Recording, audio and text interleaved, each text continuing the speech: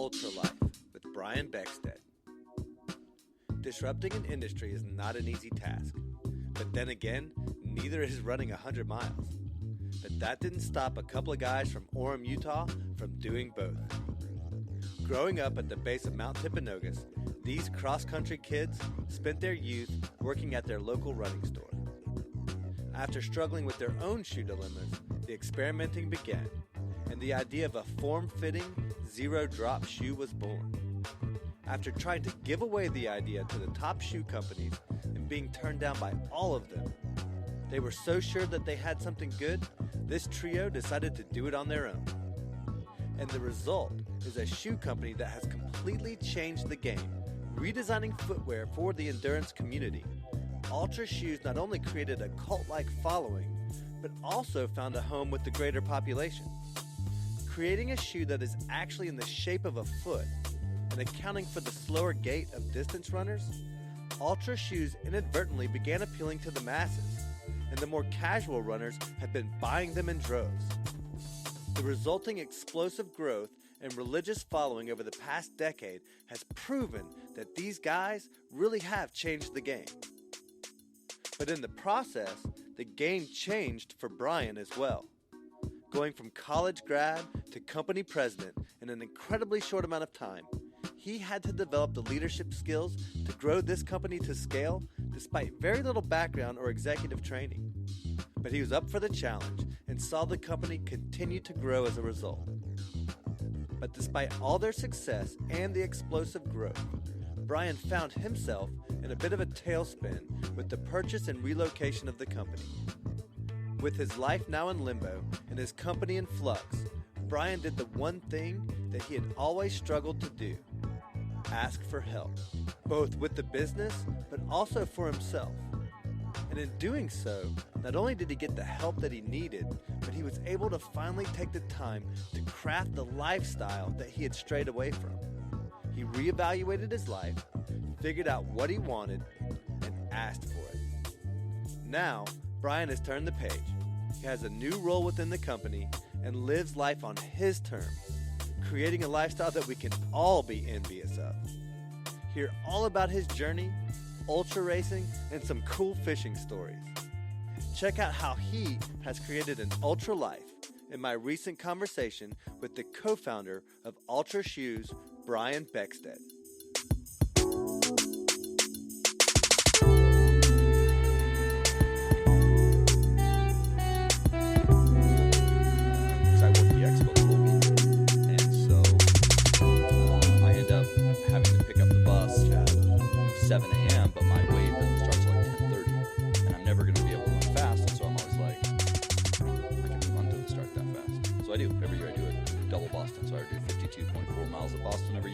No way. Yeah. In the last 8 years, I've done Boston 6 times, and 5 of those times have been the double Boston.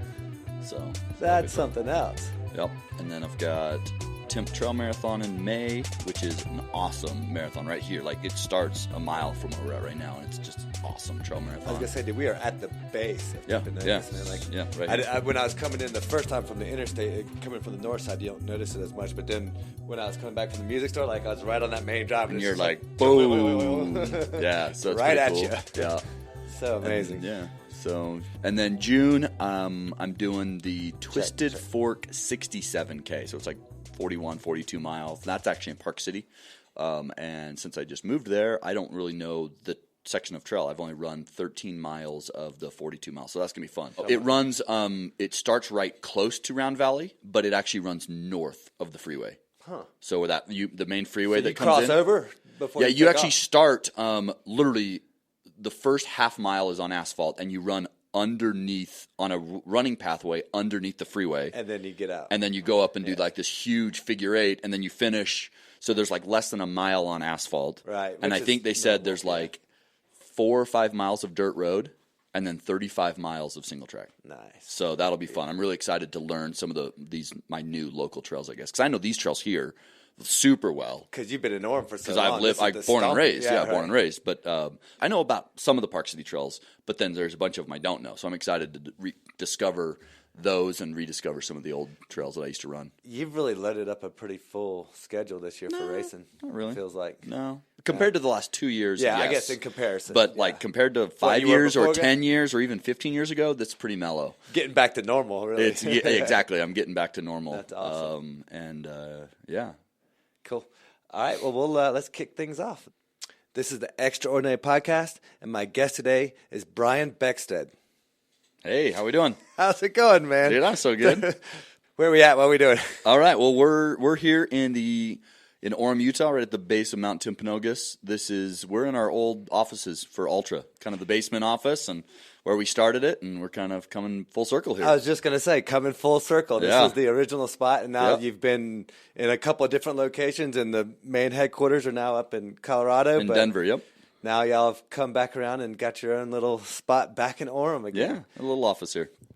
We got to have an amazing day yesterday, so I want to talk about that just for a second before we dive into everything and just say thanks for what a cool experience that we got to do yesterday. Let's talk about that. Yeah. So I have a bunch of hobbies. My favorite hobbies, trail running, fly fishing, and skiing. And so I took you fly fishing. We had all three on the agenda. We were like, okay, which of these three are we going to do? And fly fishing is the one that worked out. That's the one that worked out. Yep. And what an amazing day. I mean, I don't think that we could have asked for a better set of circumstances. I mean, it was a beautiful day. The sun was shining. And, it just didn't get much better than that. We got you into a big brown trout. Yeah, and I got pictures to prove it. And, that's right. So, right. That was the first thing to go up on social media. I had to tote that for sure.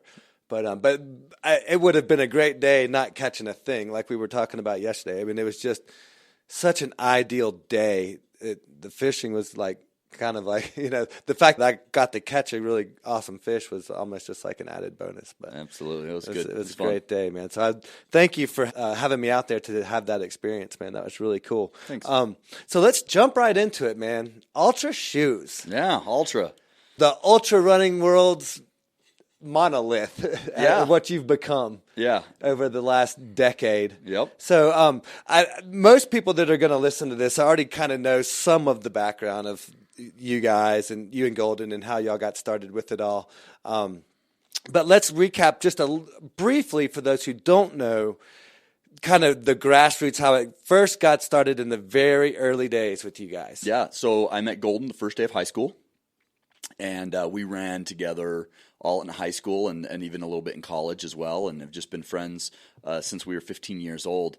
I started working at his dad's running store when I was 16 as well, so I've now been in the footwear industry for 22 years. And which they're still around today? You want to give them a shout out? We're a couple miles from here, so maybe afterwards I'll take you over there. It's called Runner's Corner. It's a great little store. Yeah. And we just were super runner dorks, high school and college. We both ended up in degrees, slightly different degrees, but basically in exercise science. And mine was more outdoor rec, and his was more fitness and wellness based. But anyway, we were working at the store, managing it, and we just always kind of were selling lighter weight, more flexible shoes to people, and we were always sizing people up bigger than anybody else in the industry. Everyone's like, oh, you might want to go up a half a size. And we were like, go up a full size. And we were wide lacing the shoes, and every single person that came into the store, we would actually watch them run, and not just like a video of the close-up of their feet of whatever pronation, right? Which is a whole nother topic we can get into later. Yeah, we might dive into that one, pronation's, it's not a bad thing. Pronation's great, so it's been demonized, unfortunately, in the industry. And so anyway, we felt that the industry was just not going the right direction. Everything was motion control and stability, and we just felt, man, your feet can be healthier and stronger in lighter weight, more flexible footwear. And so we were always kind of fighting with the industry a little bit, and we were, a couple young 20-year-old somethings. And then one day Golden had this idea of taking out the heel of a shoe. And so he put it in a toaster oven, heated it up, and then cut off the heel to soften up the midsole. And so it worked, and all of a sudden his biomechanics, his running technique was a lot better. It's more along the lines of what we'd been coaching people to do for the past decade, and it was closer to how someone would run without shoes. Not that we're like a minimalist or barefoot company, but there is some good philosophies that come from it. Primarily biomechanics tends to be a lot better actually. And so we wanted the benefits of modern footwear with the benefits of more natural positioning. And that's when Golden called me up and was like, hey, I've been, hacking up these shoes. And so we started almost, I guess, petitioning the shoe industry to make our shoes. And we called the term zero drop. It's a term that Golden came up with. And so we gave our idea of a zero drop foot-shaped shoe to other shoe brands. We had meetings with shoe designers, sales reps, sales managers, trying to say, we just work retail. Yeah. Would you build us the shoe? Just literally giving We are the diehard idea runners. away. We're dorky runners. We work retail. We literally gave them the idea for free, and a couple of them were polite, and a couple of them were actually quite rude, saying, "You guys are crazy." But none of them had none of them. And least. that's when the third founder, Jeremy Howlett, said to Golden, "Well, why don't you start a shoe company over this?" And that started a whole series of discussions. And next thing we know, that we're trying to get funding, and all of a sudden we have a shoe company. We had no money, no business experience. I was gonna say, just a couple of young guns. All three of us were in our 20s, hoping a prayer. And we made it work. We were really, really lucky in finding an early angel investor. I then took out a mortgage on my dad's house. And my dad said, well, this is your inheritance, so if you don't pay me back, then you get nothing when I die. So I risked that, and we just were able to really start from scratch when it comes to footwear. We didn't have any other baggage. A traditional shoe company can't just come out and start making all these shoes that are so different. Drastically different, philosophically different, etc. Yeah, that's a great point. Philosophically different. Yeah, we were different from our core from the start. This was almost 11 years ago when we decided to start Altra. Definitely 11 years ago when we were hacking up shoes and starting to promote that more zero drop and whatnot. And 10 years ago, we were we were in the middle of trying to get funding and getting the shoes finalized and designed. That was all 10 years ago. I was just reflecting back on that, because a lot of the questions I ask a lot of my guests are what the next 10 years look like. And a lot of times, particularly when we just ended a decade, you reflect back on what those last 10 years look like. And for you guys, gosh, that's that perfect window, man, of that was a crazy, crazy 10 years. It was wild. With a lot of highs and a lot of lows. A lot of lows, a lot of highs, more highs than lows. So that's good. And, it was a lot of hard times, but at the same time, man, I learned. We learned business. Yeah, we learned manufacturing, and we learned all sorts of stuff. It's been awesome. It's been great experience, and obviously Altra's done incredibly well too. So that helps. That when you're successful, and lucky, and whatever else you want to call it, we made it, and it was awesome. Yeah. So, oh boy, so much to dig into. So, right off of the bat. Let's talk about the two main things that Altra was originally known for, and that really you guys use to differentiate yourself from the rest of the marketplace, are the zero drop and the wide toe box. That's right. Those are the two key, and there's something more that we're going to go into besides that. But that was the concept that got it all started. Correct. Those were the two unique selling propositions that we said we are different, distinctly different than any other brand out there, and these are the flagship features that make us different. And tell me about, I know the mechanics about you're going in there, you're going and doing the molding and everything, but where did the thoughts come from particularly for me, because the zero drop was never as big a deal for me personally as the wide toe box. Yep. But man, when that wide toe box hit, and it just completely changed everything for me personally. And there's nobody, even to this day, there's really only, now to most recently, there are some people that are finally starting to catch on. But even when the last decade with you guys, as you took over the ultra running industry and that market, quite frankly, nobody caught on. Nobody seemed to realize, all the usually when you've got something that's so revolutionary and such a game changer, you see the copycats coming out of the woodwork, everybody wanting to put out their version. But it seemed to take a long time for people to catch on to what you guys were doing. Mm-hmm.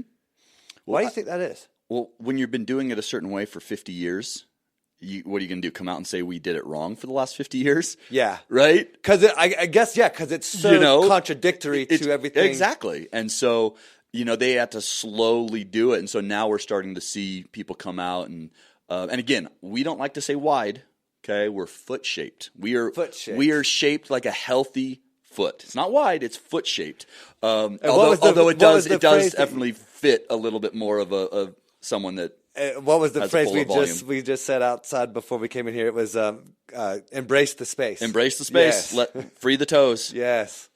Such a big deal. Yeah, and it's not to downplay Altra and our ideas, but if you look at it, there was other shoe brands doing it, right? The comfort space, right? Crocs and Chacos and Birkenstocks. New Balance technically had that. Yeah, they had 4D or whatever. Yeah, but that was the whole shoe. That was right. Ours has a snugger heel. Ours is much more V-shaped. Right, natural. And theirs was square. Yeah, theirs was just wide across the board. And ours are just foot-shaped and particularly roomier in the toes. And so when you look at a lot of comfort footwear brands, there's other brands out there that have done it, but nobody has touched it in a performance fashion. When you come to a technical shoe, no one's touched it, and we were like, why not? It works. We know it works, and why aren't we doing it in running shoes specifically? Well, and the biggest thing for me, what it seemed like, what you guys figured out, and it may have been lucky because Golden kind of got injured when you guys were really going through a lot of your testing. So you ended up being the key tester. And we were talking about this a lot yesterday. And you were testing these in all these big-time endurance races, these 100-mile races. 50-mile, 100-mile, 100-kilometer mountain trail races, yep. And so when you're testing these shoes, you're testing them in the manner in which 90% of the population is going to be using them. Right. Because like the Nikes and the Adidases of the world, they're out there testing on track stars. Mm-hmm. These hyper performance athletes that are running, a couple hundred yards, and they're paid six-figure salaries to run in their shoes. Exactly. Yeah. And so they're not creating a product that fits the need of 90% of the runners who need a good running shoe. Whereas you guys, because you were testing in that endurance world, you're creating a shoe that's exactly what everybody, that 90, 95% of the world is looking for and could never find in a Nike or an Adidas or some of those other more traditional shoes. Well, there's a couple things. I've got a couple quotes that help with that. One of my favorites is Steve Jobs, and he says, you got to start with the customer experience. You can't start with a product and figure out where you're going to sell it. You can't have start to with the technology. Yeah, exactly. And then, where am I going to sell this? Let's figure out how. No, it's like we were runners.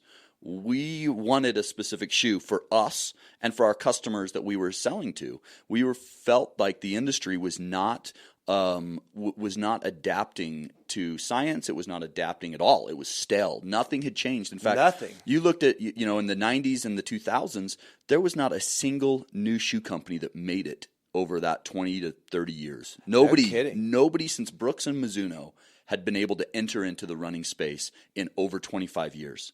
Nobody. And it's fun. Now there's 3 brands that have broken into that space, right? Us, Altra, Hoka, and On. Mm-hmm. And it's fun to see that, hey, you don't have to do it the same old way, because everyone was arguing about, well, our wave is better than your gel, and my gel is better than your HydroFlow, and my HydroFlow is better than your shocks or air or whatever. It's like but the geometry was identical. Yep. There was no difference in geometry. Every single, and I mean absolutism here, every shoe on the market, the heel cushion was twice as high as the forefoot cushion across the board. Standard.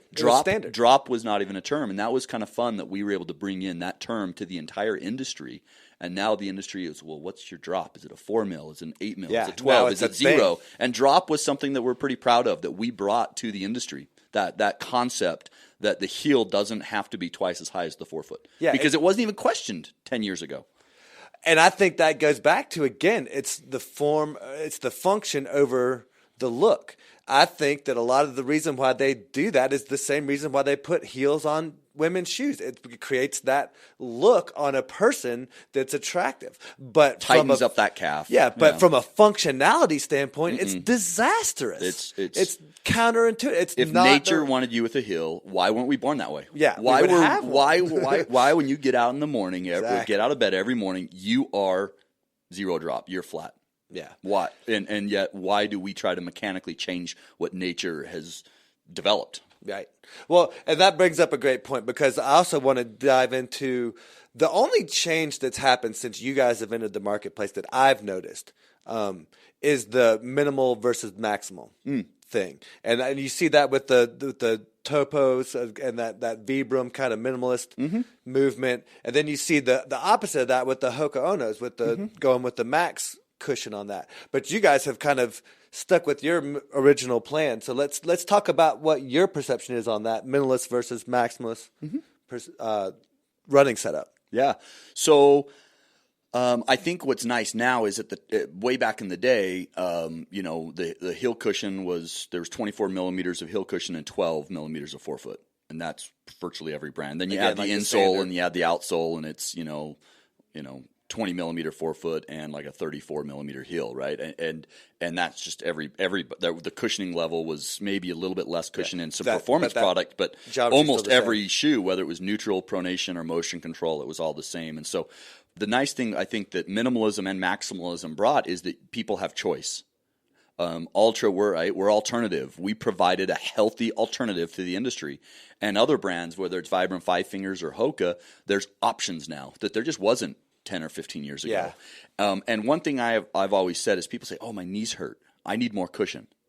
And I laugh. I think it's totally wrong. And the way to do that is jump, okay?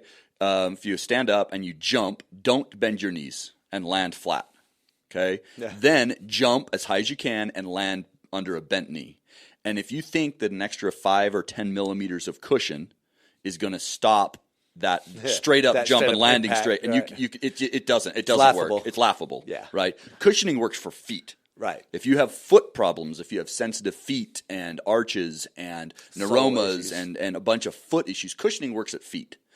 The biomechanics, the bending of your knee, the knot to landing underneath a bent knee, the biomechanics is actually what works for joints. So if people say, "Oh, I have knee problems," I usually recommend less cushion. And if people say, "Oh, my feet are always hurting," I say, "Oh, well, you probably should get more cushion." Right. That's our perspective. And Altra has shoes in both categories. Not quite as minimal, but we have shoes that are 14 millimeters in terms of our Vanish series, and we have shoes in the 30 millimeters of cushion like the Paradigm and the Olympus. And so for us, you can choose your level of cushion based off of terrain and personal preference and so forth, but everything we make. And we've kind of moved away from zero drop a little bit just because it is so associated with the barefoot stuff. Yeah, we've been calling it balanced cushioning. Right. You haven't moved away from the concept. You've moved away from the terminology. Yeah, strictly the terminology. Yep. So our shoes are balanced and they're cushioned, whether they're 14 millimeters of stack height or 35 millimeters of stack height. So, what was so cool to me is when you guys first hit the market. But you and I have a lot of things in common. But when you guys first hit the market, my parents, who have been longtime marathon runners and everything, they were the first ones in my family, in my immediate circle, to get your shoes. Mm-hmm.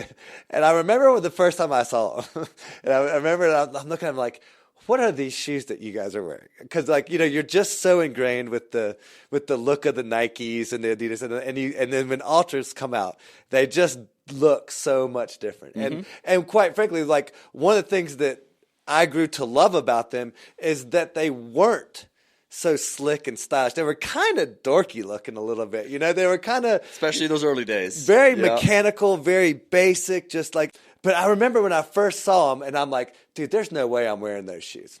I can't do it, man. Well, and to y'all's detriment, my father, who's wrecked many, many times over the year, now runs like he looks like he's half crippled anyway. So you add the shoes and you add his gait and his limp, and you've got people on the side of the road pulling over, asking him if he needs a ride home when he's going out for a jog. But anyway, I digress. But so I was looking at these shoes thinking, man, I don't know, man. I just don't know if I can do it. And so I resisted for like that first year, and they're telling me, and my brother's running them, and everybody's just telling me, dude, you've got to run these shoes. You're just not going to believe the difference. And so finally, when I went and broke down and bought a pair and did that first run, literally like my first run, I mean, I'm used to running in like an ASIC or something where there's a certain amount of, you're just breaking them in. That's just part of the process. You've got to break these shoes in. And I put that first pair of shoes on, and I had a race the next weekend, and they fit like a glove. There was it blew me away that there was no breaking in period. Like they were literally like I had been wearing them for months in advance, and then like, okay, it's race day. You've got the right shoe. Now go hit it. and so at that point, that was what sold me. I said, I don't care what they look like. I'm getting them. I'm sticking with them, and I'm going to ride these things until the wheels fall off because they just because again, I come in from I'm a flat-footed guy. I've got these duck feet that are just very hard to deal with. I've never been able to work with a high-performance shoe at all, and to discover these, man, it was just like this revelatory experience. And then what I realized is, getting into the endurance world and to the ultras, I wasn't the only one having that epiphany. And you saw this, I don't want to say tidal wave, because there still are some other brands in the marketplace and there's all people wearing other shoes. But you just saw these ultra runners, just this complete shift. Yep. And now it's the mainstay. Yeah. That's all you see. Mm-hmm. I mean, you have to look for another shoe if you're going to a 100-mile race. Yeah, they just work. Well, and the thing is what people, that's still even a minority. The problem is with ultra marathons, they're just that much more effective because your biomechanics become so much better. And, it's like the more you wear, the further you got to do, the more they work. You want the best, most efficient shoe. You want that one that's going to be the most comfortable, the one that lets your toes splay and stabilize, absorb shock, and comfort level. So the ultra marathoners have been fun because they were such early adopters of ultra. And yes, I'm an ultra runner. I'm an avid ultra runner as well. But ultimately, we created Ultra more for people like your dad, because we built it for people that were injured, people that had tried arch supports, people that had tried pronation shoes and motion control shoes, and had always had problems with injuries. And they tried everything. So as much as they're great for elite runners and efficient runners and ultra marathoners, we ultimately started it for your 10-mile a week. I struggle with injuries and I just want to get out and explore and run. And so I love the fact that ultramarathoners adopted us so fast and so just like you said, passionately. Yeah. It was awesome. They're so vocal. But ultimately, our first shoe we created with the Instinct was a road shoe. We sell more road shoes than trail shoes. No kidding. Absolutely. Yeah. Huh. Yeah. How about that? And, well, I guess you also that's also a much bigger marketplace. Yeah, exactly. Obviously. In the running community, it's 90+% are road. I got to keep that in mind. Yeah, but so ultimately, we started it for people that were injured, that had problems with knees and backs and arches and neuromas and bunions, and it's been fun. Essentially, we have a road line and we have a trail line. We do a little bit of hiking products, and we also do some gym and fitness. But ultimately, all of our shoes are performance based. But what we have done is we've made certain colors and certain marketing efforts to really reach out and go after some of the walkers and targeting the podiatrists. For example, we are one of the only athletic footwear brands that is approved by the American Podiatric Medical Association. How about that? We're one of the only performance brands that is approved through them. And so it's been fun to see. Initially, 10 years ago, the doctors were not as... It took us a while to break down some of those barriers. No kidding, even with the doctors. Yeah, absolutely. Wow. Because again, a lot of these doctors had been doing they'd been putting in the same arch supports and same fill in the blank brand for 20, 30 years. And all of a sudden you have this new alternative, very different brand coming out. And it took us a while. But that's one of the things that Golden's really done a great job and focused on, is doing a lot of that medical stuff and going to these conferences. And I've done a little bit, but that's been more of Golden's expertise there. And it's been great. It's been really fun to see. I mean, my mom's 80 years old, and it has helped her feet a ton. And she she's not some run. endurance runner. She doesn't run at all. Right. And another category that we got into just totally accidentally was thru hikers. We're the number one shoe used on the Appalachian Trail and number one shoe on the Pacific Coast Trail. And yet these people are hiking with backpacks 2,000, 3,000 miles, and yet we are like hands down number one. So it's kind of fun and interesting, the different people and groups that have adopted us and well, and you're one of the only us. Performance shoes that's even doing focused on a hiking boot. I mean, your hiking boots are more like a shoe than they are a boot. Yeah, definitely. Yeah, it's been fun. Yeah, it's been interesting to see who's adopted us. But ultimately, Ultras are best for beginner runners and injured runners. Try us. Yes, for sure. You've already tried other stuff. Try Ultras now. We've talked about the shoes some, but I want to talk about the business side. Mm-hmm. And this was it was really fascinating to get to spend some time talking with you yesterday and understanding all the different hoops and hurdles that you guys have got to go through and all the different learning experiences over the last 10 years. I mean, you think about the knowledge you've gained over the last 10 years, and it's got to be pretty amazing. What a ride, right? You get your early investing going and things are rock and rolling and you realize you've figured something out and you put it all on the line essentially to go for it. And it's working and you start getting good feedback. What was that aha moment for you where you were like, okay, this is going to work? Well, I don't know how much we talked about this, but my aha moment came after I used up my inheritance, like I said earlier. After 6 months after I hadn't had a paycheck in 6 months. I had a 1-year-old child, and my aha moment came at mile 97 of Wasatch 100, where I had this pair of shoes that I literally mortgaged my dad's house for. The only pair of Lone Peaks, the first runnable pair of Lone Peaks ever. And I laced them up, and a couple weeks later ran Wasatch 100. And I broke down in tears at mile 97, and I had this poignant moment in which I knew. And again, I'd already quit my job. It wasn't tears of pain. No, it was like, oh my God, Altra's going to make it. And again, I already knew it, right? Like I knew it. I'd already sacrificed so much, but that like pure knowledge.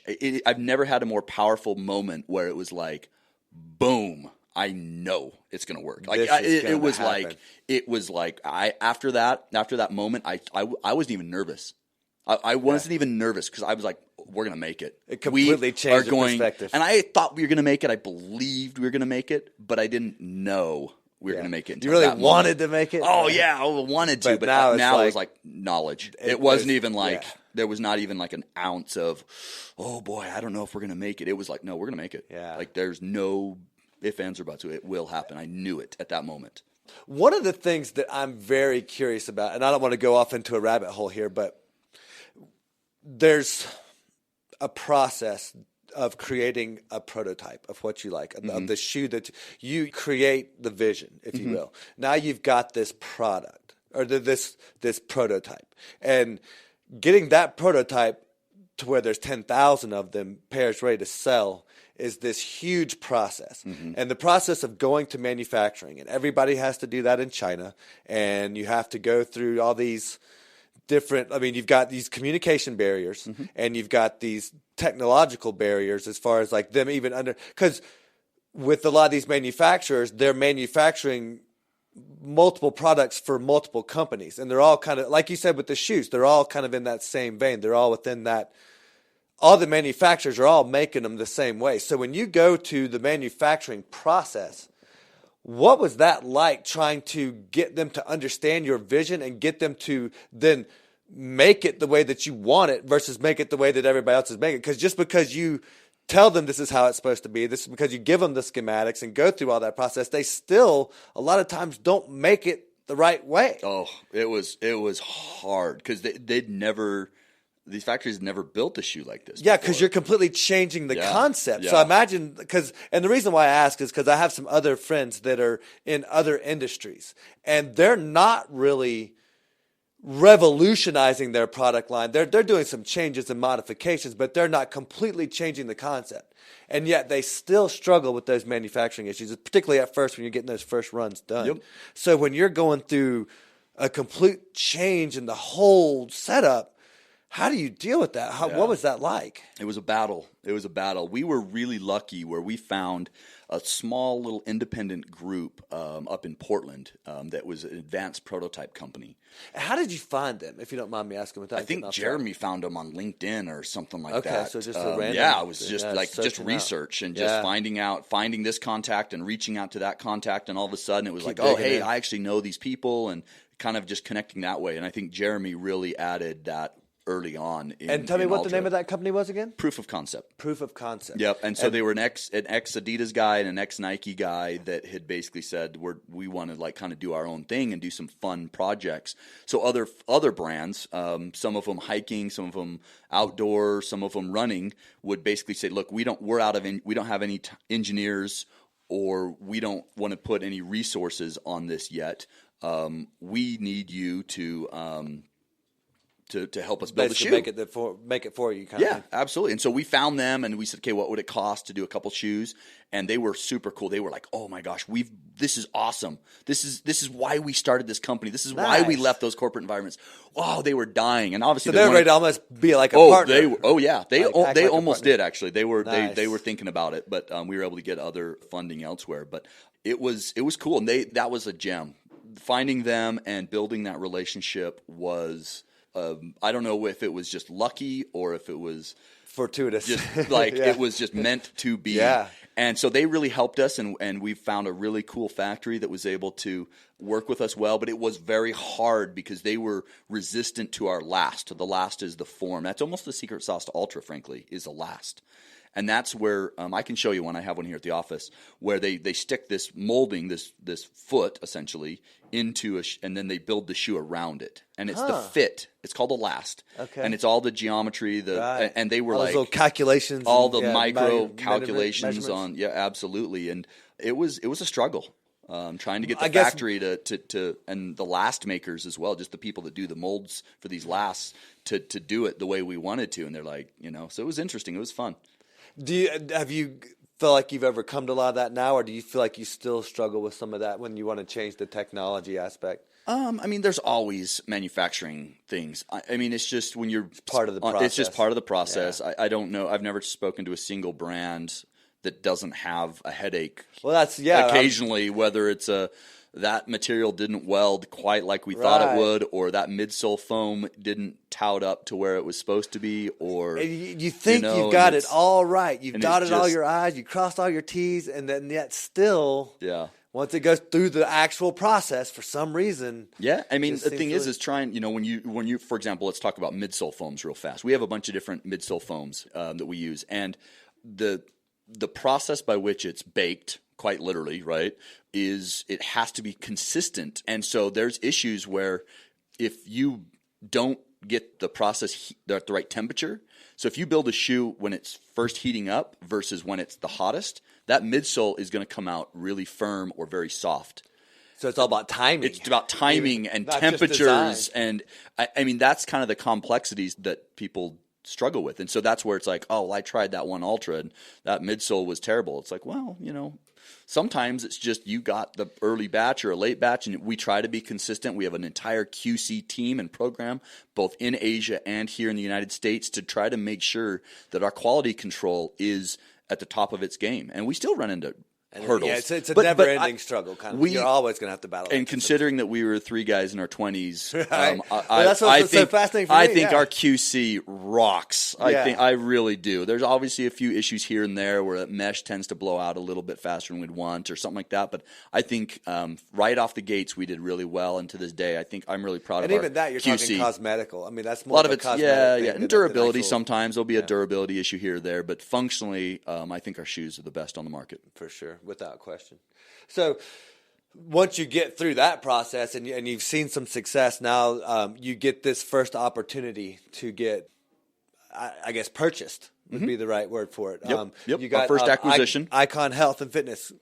Yep. So they came in really early. We scrapped together enough money to get a first run of shoes, and it sold out in a matter of weeks. And I started out mostly, I helped Golden out with some development early in the process, but my main role early on was sales.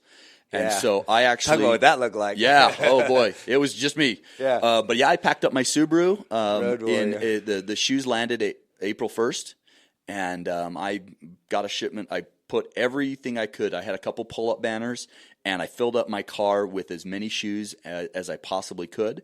My Subaru Outback with a Thule box on top, and I started driving across the entire country, knocking on doors, and just anybody who would listen. Doing the work, man. Yeah, it was pretty old school, selling out of a trunk style, and we were pretty lucky. We launched with just over, I think, 33 doors launched right out of the gates with us, which is really cool. And then that road trip, I doubled it on that road trip. I drove to Boston, and so the public launch is at Boston Marathon in 2011. Nice. That was the first time we'd showcased the products out to the world, and we were selling the shoes at Boston Marathon that I had taken across in my Subaru across the country, and then I went down the East Coast, and then so I did this huge loop. It was about 35-day loop, and that was kind of the initial Cells kickoff public launch. We then got acquired by Icon Health and Fitness, and they were able to give us a bit more infrastructure. Yeah, like give you some just structure, period. Yeah, I mean, just simple things like billing and invoicing. Yeah. It's like all those back end stuff a lot you of that don't think about necessarily. There's absolutely. so much of that. Yeah, and so that was cool process, getting acquired on a first acquisition. And that's what ended up getting you guys up to Ogden, correct? Logan, yeah. Yeah, so they left us down here in Orem in the same offices that we're in right now. We started it in the basements, and then from there we got a little office here in Orem, right at the base of Mount Timpanogas, and they left us down here for a couple years. Yeah, so several years actually. It was about 3-4 years, and then as we built out, we found out that the customer service and the warehousing and the operations and so forth were different for treadmills than they were for shoes. And so just a little bit. I worked with Icon. It was a process. Yeah. And I ended up building out a whole customer service team. I built out an entire warehouse team, an operations team. Yeah. And I had half of my team. Create the organization, essentially. Yeah. And I kind of moved on from sales into a bit more of a presidential role. And started managing the income statement and the budgets and things like that. And so I had a team in Logan and a team down here in Orem, and it just got a bit much. And as we were starting to really grow in that third and fourth year, Icon's consolidate. We need you in. And that's when y'all got everything. So we left this office open just for a couple staff. Golden was working out of the Orem office. He did not move to Logan, and a couple other staff, and then we had built up a returns center here in Orem where we repurpose our shoes. People, rather than if it's a used shoe, so maybe it's scuffed up, maybe someone did 7 miles in it, you don't throw those away. We have an outlet here. I was hoping that would come up. In a basement office complex, and cool. And it's grown. And so we took over a lot of our old offices. We just turned it into a larger outlet. So we still, to this day, have an outlet here in a basement office complex in Orem, Utah, where I sell thousands and thousands of used shoes. It's kind of almost coming full circle back to that retail. Yeah, and and now I moved back south down here, so it's kind of funny to be working back in this office for the first time in 6 years. But that took us up to Logan and built out the team there, and then that was almost, I think, probably our best years. Was about a year after being in Logan, we had things clicking, and we had a couple just unbelievable years that then set us up for the next acquisition. And I want to talk about that next acquisition too. But there's also some stuff I want to talk about that kind of relates to the show that happened with you through the course of that first purchase, and then what led up to the second purchase later on. You basically had to take on. I mean, you were the president. I was the president. Once I moved to Logan, I officially became the president. So you were in charge. I mean, and you go from being a retail dude that likes to go run, just having a good time playing with some shoes, to now all of a sudden you've got all these people and organization that you're responsible for. Mm-hmm. That was a very stressful situation to be in. Yeah. And you're learning a lot. As that as all coming to a head, you realized that maybe that wasn't the right role for you. Yeah, I mean, it's, I thought it was great. Being the president, I loved it, and we were clicking. It's a nice boost to the ego, man. Yeah, ego. It feels great on the ego. But, ultimately it was, I believed in what I was doing. I had an amazing team of people that around me. And as much as I get to take some of the credit, but we had an amazing sales organization. We had... You're living the dream. We were clicking. The whole team, customer service and order entry, the product team and the marketing team, we were just clicking. We had a great few years, and it was stressful, but it was very manageable, and it was great. I had a young family, and finding a pretty good balance. And as we got bigger and bigger, it definitely started taking its toll. But ultimately, it was good. I thought I had a pretty good balance. But then the second acquisition happened, and anybody knows when you start talking, Altra had gotten, huge. And so when you start talking about acquisitions at that amount of money, which I can't talk about, but it's out there, it's massive amounts of money. That was a major financial transaction. And quite frankly, really between Icon Health and VF Corp. I mean, really those were the two that were battling in between those negotiations, and you're kind of this guy in the middle. Yeah. This kid in the middle, and they're playing with your ball. They're playing with your child, your baby. They're arguing over my child. Yeah, and what to do with it and how to deal with all that, and you're kind of stuck in the middle.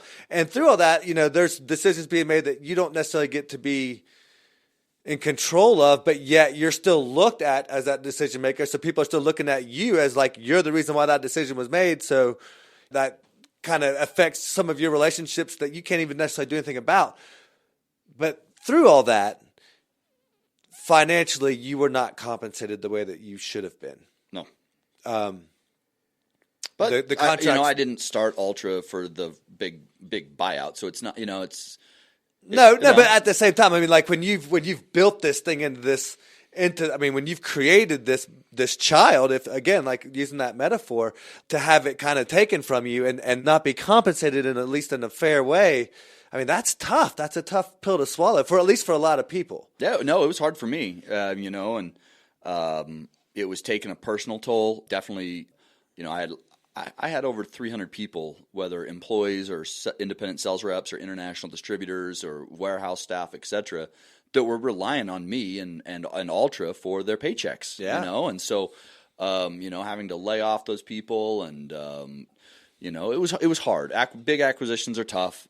Luckily, I was really open and honest, and VF was really cool.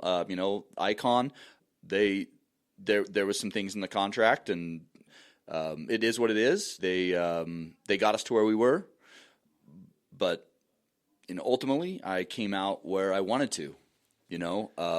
I worked with VF and said, I don't know if this corporate, being a senior corporate is really what I want in life. It's not why I started Altra. It's not. Right. I got put there, but I was good at it. I feel I'm really proud of how well I did, and considering that I don't have that background or experience, I do think I nailed it. I'm really proud of my efforts. Yeah, and frankly, sure. The results speak for themselves. I was going to say, I mean, the company that you built as a result, I mean, yes. that's clearly, it speaks for itself. Yeah, and so when they did move everyone to Denver, I came to them and said, I don't know if that's for me, right?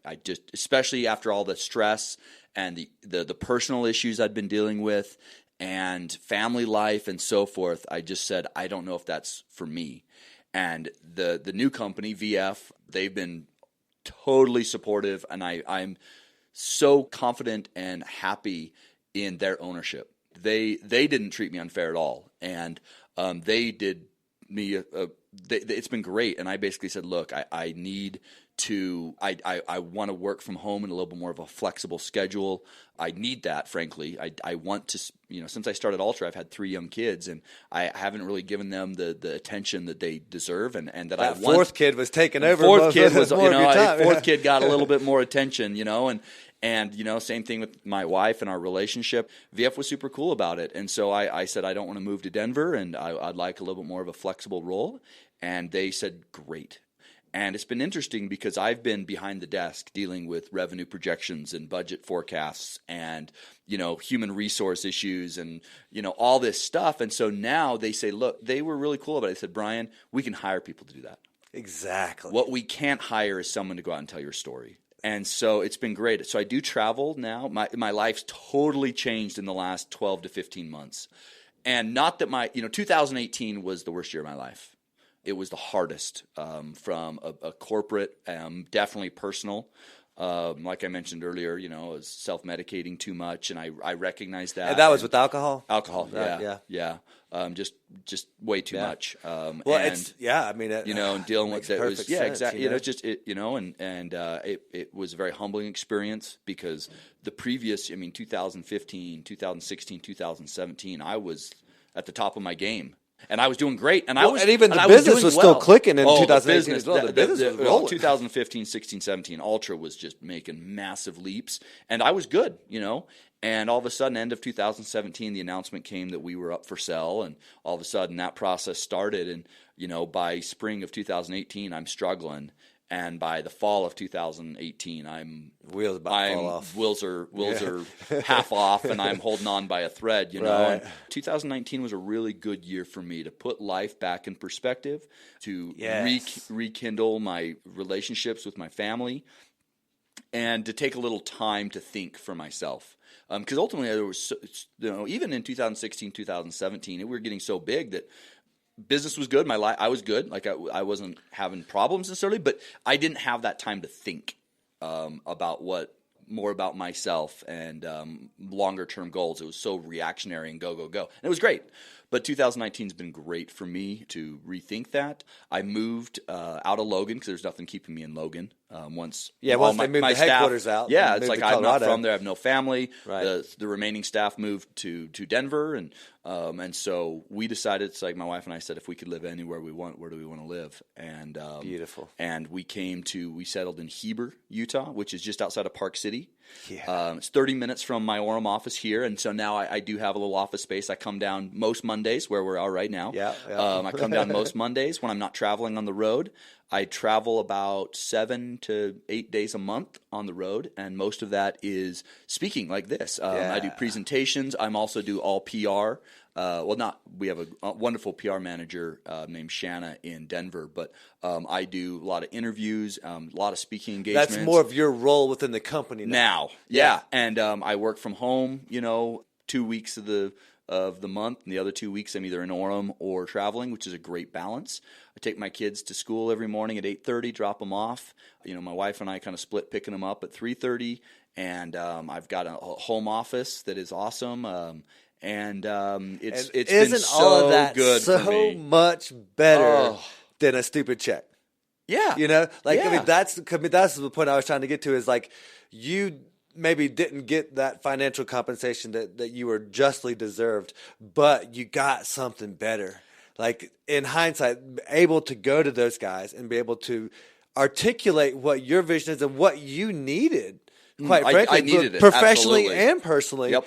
And then knowing that you just partnered with the right company because they supported you in that and allowed you that. I mean, because quite frankly, they could have given you the severance package if they wanted absolutely. to. They could have sent you on down the road. I mean, but how dumb would that have been to them to take the face of the company, somebody who not only has blood, sweat, and tears in it, but literally is like, you and Golden, you are Ultra. VF Corp, they're not Ultra. Yeah. It's Brian, it's Golden, it's, y'all are the face, the three of you.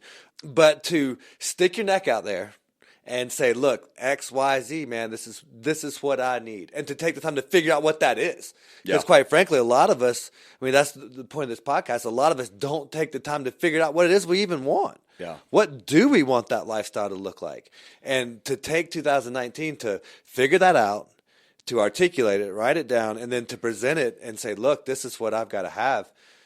Man, that's the payoff. Yeah. And that was exactly a year ago. That was February, March of 2019 where I went to them and just said, hey, I'm not moving. Not moving.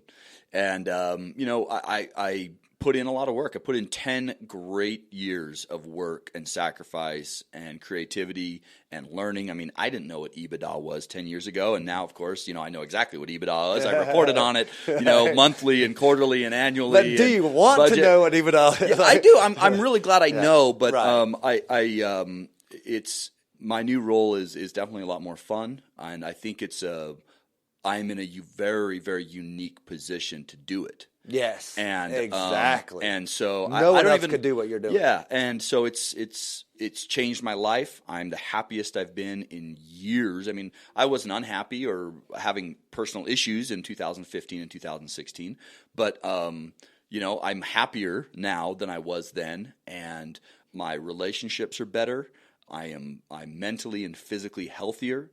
And my outlook for the future is great. And 2020 is 2019 was a great year, kind of rediscovering some of that and having a little more time to read some books. And we both had that year of rediscovery kind of thing. Yeah, and my salary, my job responsibilities, it's a really, really good balance. It's right fit. It's wonderful, and I don't feel as guilty now when I go fishing on a Sunday afternoon, right? Like we did yesterday. Yeah, like we did yesterday, because before I would go and do that because I need it. I'm a mountain guy. I spend a lot of times in the mountains, and it's my peace. I love it. It's my therapy. It's the mountains and just being outside. That's what drew us together originally. Is like that. Yeah, the outdoorsmanship. I just love. I ski. I trail run. I fly fish. That's where you recharge. That's how I do it. And so before I would have to do that, but then it's like I'm gone. I'm traveling on the road all the time in hotels. And then when I am home, I'm at the office and stressed. And so I'd go away on the weekends and I'd actually feel guilty about going away fishing. Yeah, then it becomes like it's not doing what it's there to do. And now it's like I can go fishing on a Sunday, and it's because I'm home with my kids, every morning and in the afternoon when they go home from school. And my balance now is awesome. It's a really good place to be. Yeah, for sure. I mean, well, and it's cool to, like, you figured out a lot of things in business through the course of Altra becoming what it is, but now you figured out some things in life. Yep. Like now you've kind of had that full circle. Like, and it's always good. We always want to know that business stuff. We always want to have that level of intelligence, that level of understanding about what's going on. But when you can understand that from a lifestyle perspective, that's when it really means something. That's when you have that another aha moment. That's a real aha moment. Yeah. And maybe I love the entrepreneurial side of that, especially early on when it was a lot more flexible. And we would, as a team, we would literally go on lunch runs a couple times a week, just as a team in those early days because we could. Because you can, yeah. But then and I do miss some of that entrepreneurial stuff. And right now I'm with Altra for a while and VF, and I just turned 38. So in 10 years, I could easily jump. I could easily say, you know what? I kind of want to go back and either start my own company or find a young company and say, hey, look, I know exactly how to scale. Well, now you've got that experience. Yeah. Right now, I'm so happy. I don't stick with what you got. I'm sticking with what I got. But I get people asking me that all the time. Like, what's next? And I said, right now, that's the problem. I'm doing great work. But you know what? In 6, 7, 10 years, I might have an itch, or I might find a great idea, or want something like that. But we'll see. I feel like the last 10 years have opened up a lot of avenues in my life. And right now I am enjoying these types of conversations and being able to go out and tell the Altra story more and more. And that's what the next 10 years looks like. Just telling the story, man. Yeah. And it's fun. I go out to Denver once a month. I meet with the R&D team. Right now, I am wearing the Lone Peak 5, which the hottest shoe I've ever seen. Well, no one's ever seen this. Literally, no one's seen this. This is one of the first really almost polished runnable samples that's going to come out here in 10 months. So we're 10 months ahead already testing. Wow. So I'm still very involved. In that, I just don't have all as much of that day-to-day responsibility. None of the stressful and I'm able parts. To, when I am out speaking at speaking engagements, I don't have all that baggage and stress like I used to have, because I'd still go out and do some of the speaking engagements. I do a lot more now, but I wasn't able to be as present. Aspect. And now I can be present. Yes. I can be focused. I can think a little bit clearer, and I love telling the story. I mean, Altra is my child. It's my 4th child. And I'm really proud of what we created. And what's been really humbling about it is it has resonated with people. Yes. Wow, this is so cool. It's making a difference. It's made a difference. And ultimately, that's why we started Altra. And I think that's one of those things that would cause you to get back into some of those other realms, is when you find an opportunity where you can make a real difference with the product. And that's why what you're doing with Altra right now is such a important. I feel like that's why VF set you up the way that they did, because that's so important. Your story is so important to the movement, quite frankly. I mean, to what we're doing. I mean, people need to hear that. It's pretty awesome. I do want to circle back around real quick to again, a part of the lifestyle that you were able to implement very early on was these outdoors trips. You're avid fisherman, avid hiker, camper, obviously trail runner, endurance runner, all that. But you early on, pretty much out of school, started taking these trips to Alaska. Okay, yeah. Tell me, we could spend another 30 minutes on just that one thing, but maybe tell me one of your favorite experiences from those trips. And, well, tell me what those trips look like, and then one of your favorite experiences from those trips. Yeah, okay. So in college, I had a friend who was like, hey, we're going up to Alaska. If you want, you can come up and work with us this summer. The money's awesome. And I've always wanted to go to Alaska. And so when I was 21, I packed up my car on May 1st and drove to Alaska. You drove to Alaska. Yeah. So from Utah, I'm trying to remember exactly. I think it's like 60 some odd hours of driving.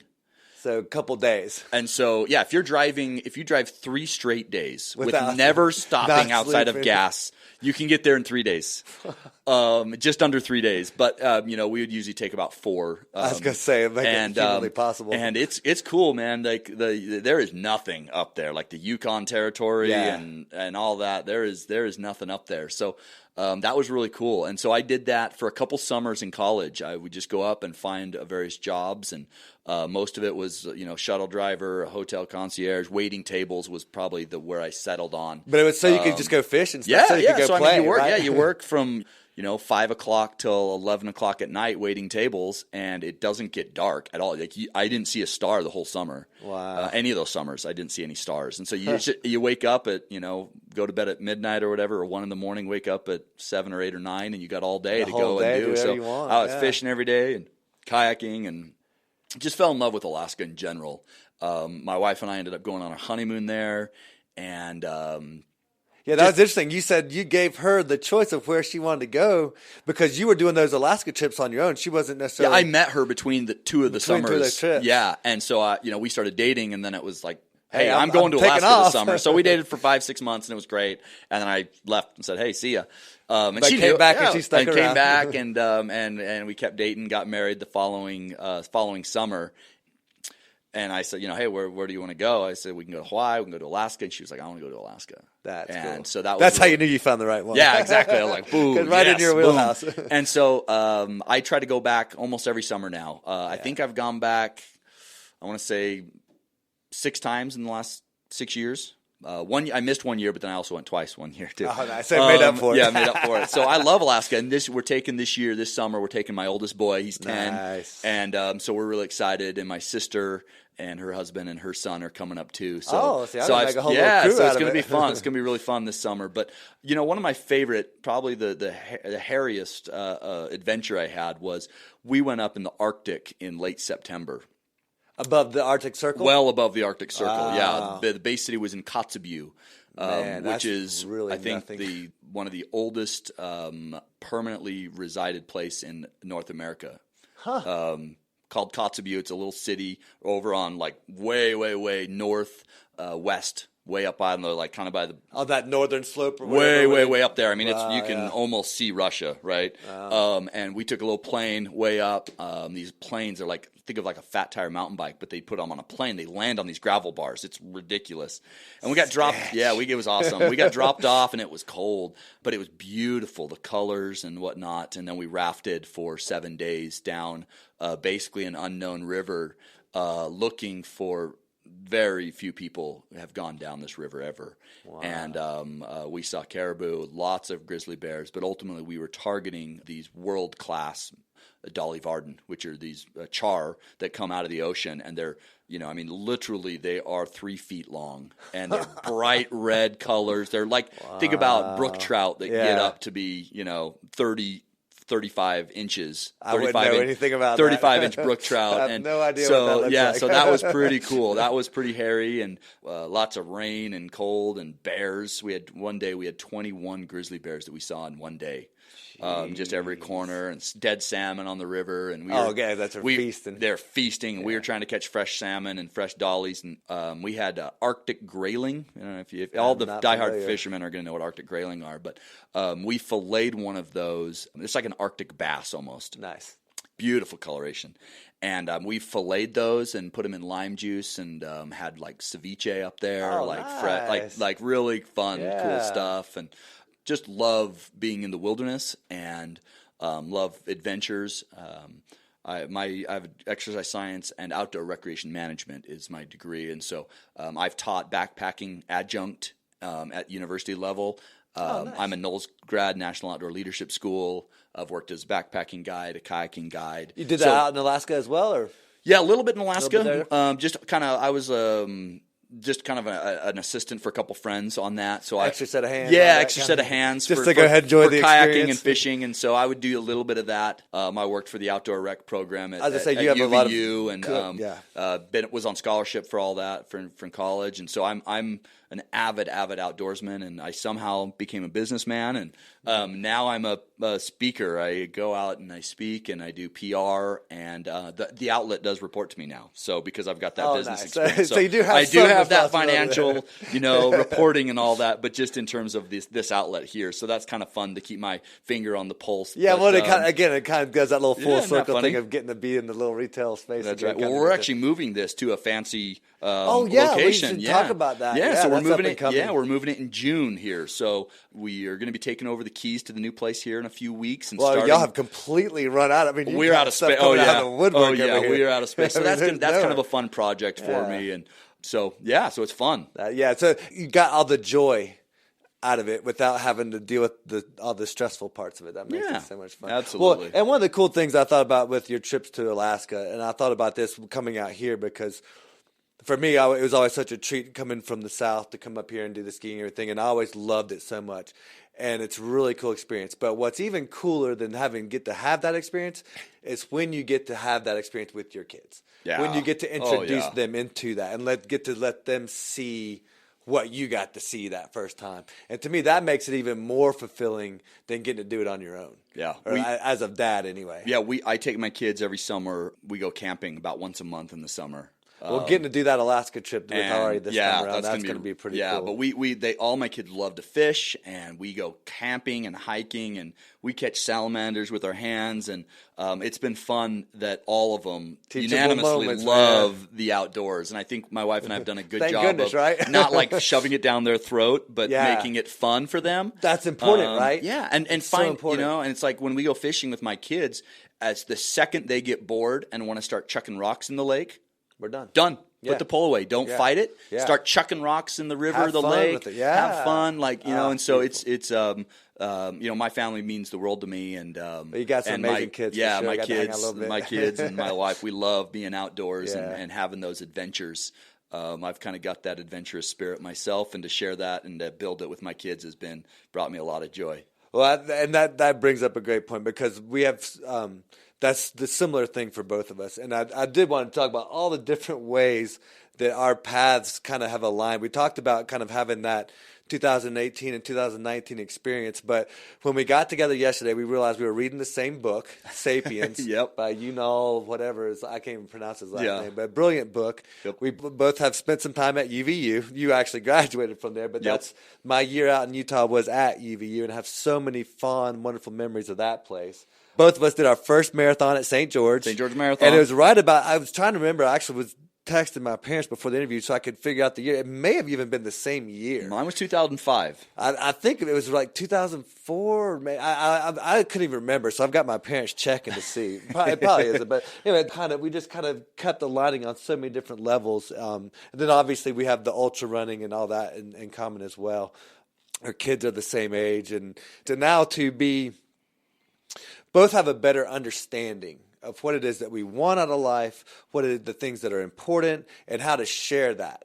I think once you have that knowledge and once you have that level of understanding, I think that sharing it is so important. And I think that's why you're doing so much of the speaking and why these speaking engagements appeal to you and why you've done so well. I mean, if anybody gets the chance, go watch the UVU YouTube video of you speaking to that group over there. I mean, it was phenomenal. I mean, I thought I was watching a TED Talk.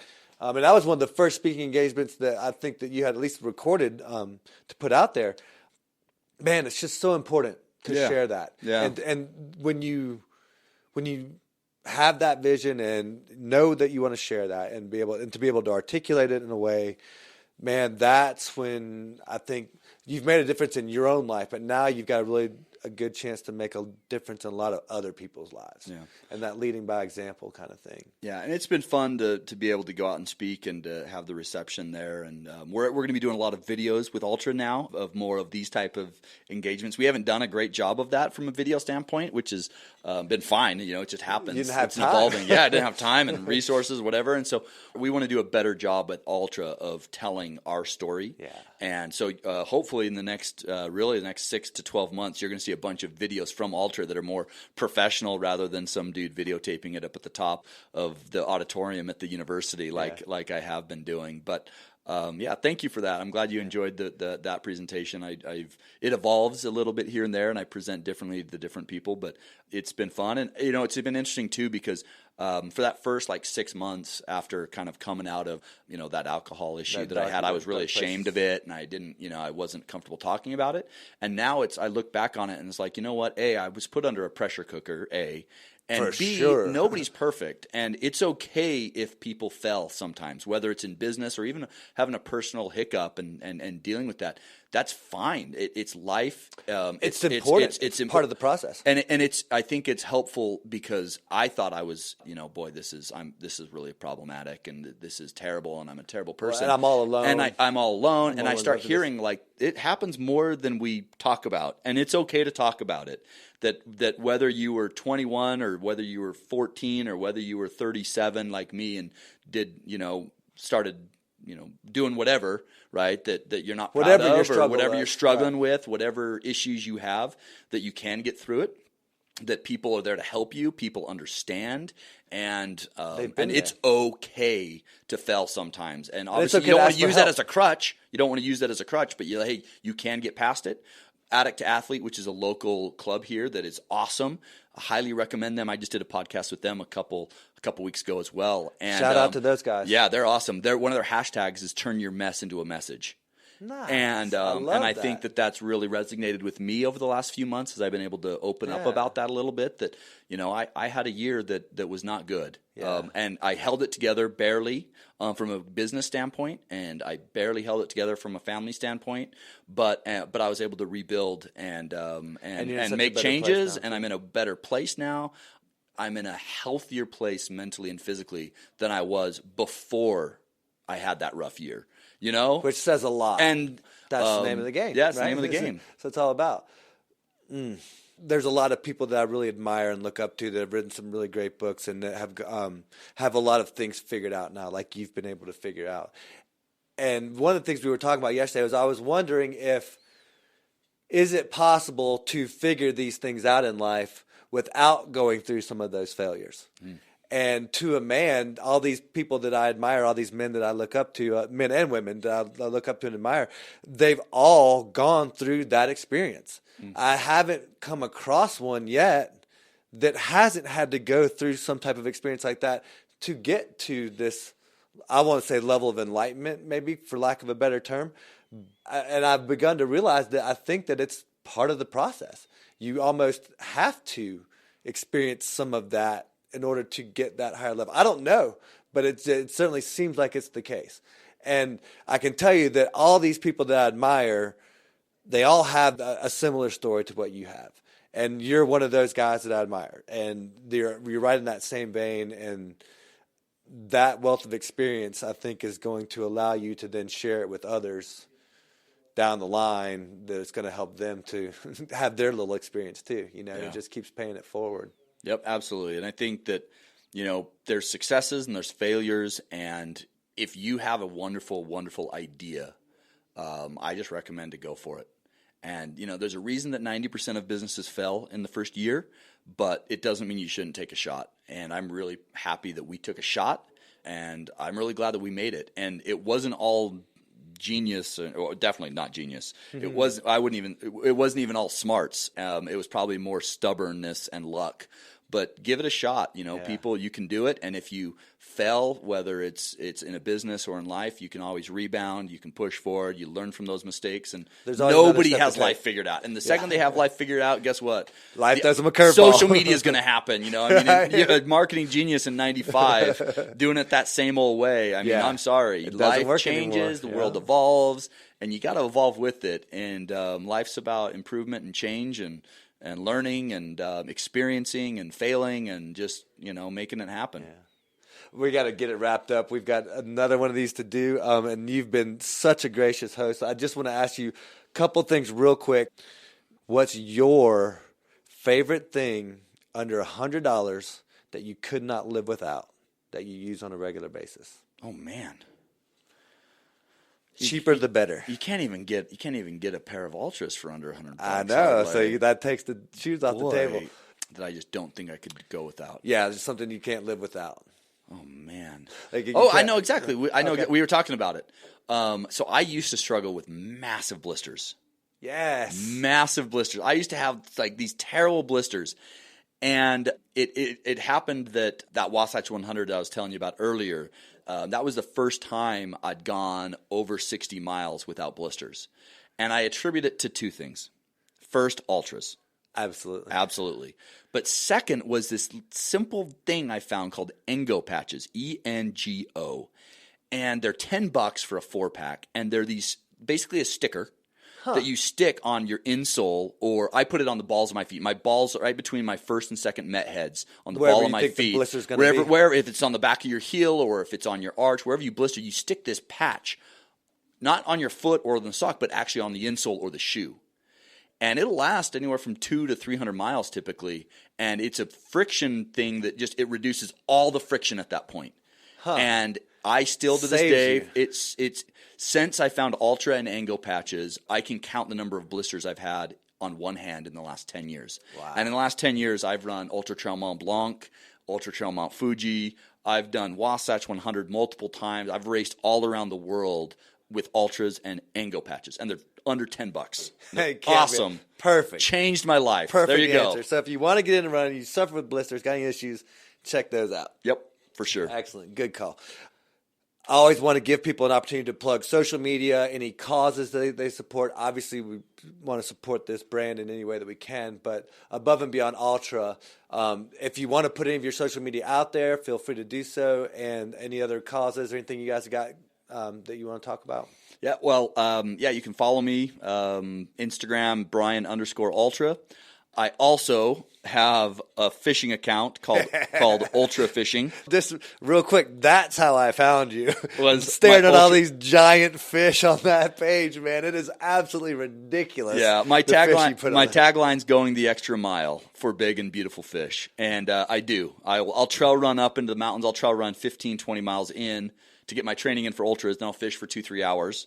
And then I run out. Well, you're running to wherever the big ones are. Yes, dude, I do. I've got to figure it out. So that's that. And then, I just want to put another plug into Addict to Athlete. Yes, I think that me as an addictive personality, and I know I have an addictive personality, that you can erase and replace. But you do have to replace it with something. You can't just go cold turkey. It doesn't work that way, people.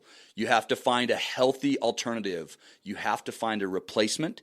And for me, I was really lucky to find exercise early in my life, and I think that saved me from a lot of issues in my teenage and college years, but then it obviously caught up to me at some point in time. So just want to put a plug into that mantra, erase and replace, and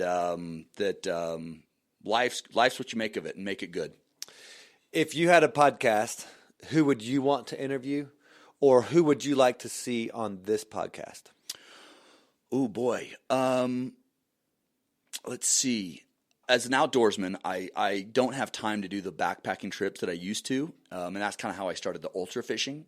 But there's someone that he's a friend of mine, and we've never really sat down and me being able to question him. But we've hung out and done trail runs. His name's Bryce Thatcher, and he started a company called Ultimate Direction, and he coined the term in the 80s fast packing and FKTs.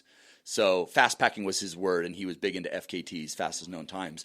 And he since sold Ultimate Direction, and then a few years later started a new pack company called Ultraspire. Nice. And he's just a stud. He's been in the industry at the forefront of running packs and fast packing, and he's just a really, really cool dude. His name's Bryce Thatcher. I think I'll hook you up with him. You need to he's hook me super up, dude. cool. And he lives and is based in St. George, Utah. Oh, but he grew up in perfect Idaho excuse. in the Tetons, so he's nice.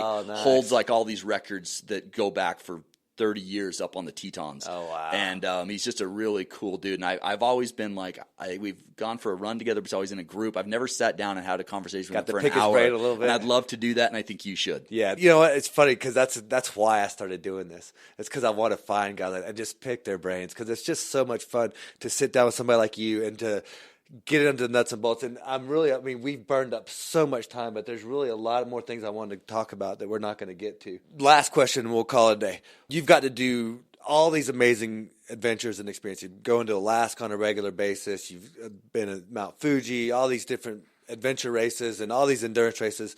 What's one of the things on your bucket list that you want to do that you haven't had the opportunity to do yet?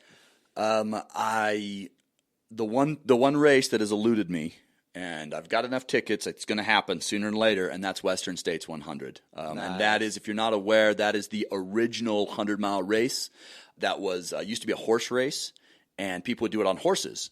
And this guy decided his horse came up lame a few days before, and he just said, screw it, I'm going to do it anyway, because he had an entry. And so he ran this 100-mile foot race. His name's Gordon Ansley, and it's started this whole phenomenon of 100-mile ultramarathons. And to bring it out, this is kind of a last little story. I want to do this race so bad, and it's going to happen in the next few years. I've got enough tickets, like it's going to happen. When you say tickets, you mean like entries? Yeah, it takes years to get in. It's really hard. You got to qualify, and you got to get in. It's really it takes like years. Boston. It's like Boston Marathon, yeah. And I met Gordon for the very first time 3 years ago. Cool. And he was wearing Altras. And he's like 80 now. He's like in his 70s now, because this was back, he ran it in like 77 or something, like 1977. And I met him. He's an old dude at Western States. I was there pacing, and I met him, and he was wearing Altras. And I was like, oh, yes. So anyway, that's the end. There you go. There you go. Awesome, man. Well, hey, listen, thank you not only for your time to sit down and interview with me, but for this weekend experience and this trip, because I would not have put this trip together if you personally hadn't agreed to do this and hadn't given me this opportunity. And I will be forever into your debt for that. And if there's anything that I can do to promote these shoes and this company, not just because of you, but because of what they are and what you guys represent to the industry, just know that I got your back, and thank you. Yeah, thank you. Thank you so much. My pleasure, appreciate it. All right, man. Have a good one. You too. Cheers.